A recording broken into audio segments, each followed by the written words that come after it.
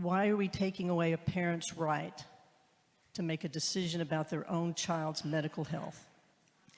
Thank you for the question, because these procedures can have such life-threatening consequences for these minor children that we want to help families allow their children enough time to gain some level of maturity and perhaps work through the difficulties they are having with gender confusion or identity, that by the time they get to 18, hopefully they will be beyond wanting to seek treatment of a more aggressive kind, and they will be at peace with their identity and able to proceed on with their lives. We are simply hitting the pause button until the child gains a certain level of maturity to make these decisions for themselves, and I hope in conjunction with and in consultation with their families.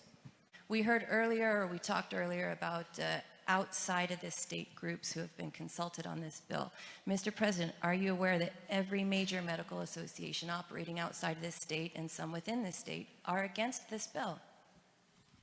Thank you for the question. I'm aware of that, and it's very disturbing that these professional associations, given different issues that we face in our day and age, tend to establish or declare that something's settled science when it's not.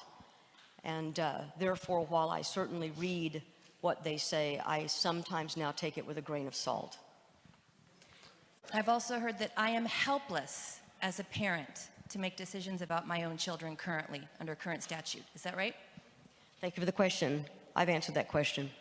For a follow-up, Senator Dossett. Thank you, Mr. President. And I've heard that I, as a parent, need the government's help to make decisions about my family. Is that correct, Mr. President? Thank you for the question. I've answered that question by repeatedly stating the purpose of this bill. For a follow-up question, Senator Dossett. Thank you, Mr. President. And further, I've heard that it is this legislature's hope that once my child turns 18, they won't make the decision to seek this care on their own. Is that correct, Mr. President? Thank you for the question. That is certainly the hope of the author.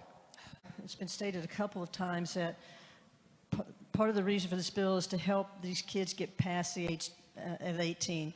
Get past 18, it's been said many times. Under age 18, the child is not making decisions, though.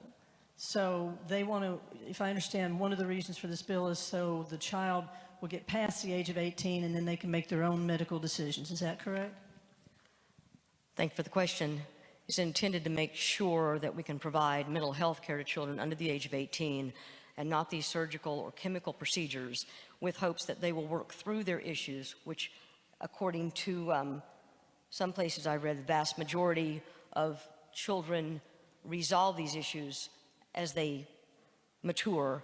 And so it's my hope and the hope of this bill that by the age of 18, they will not want to pursue further physical or chemical treatments or pursue those treatments, but that good mental health care will help them resolve these issues.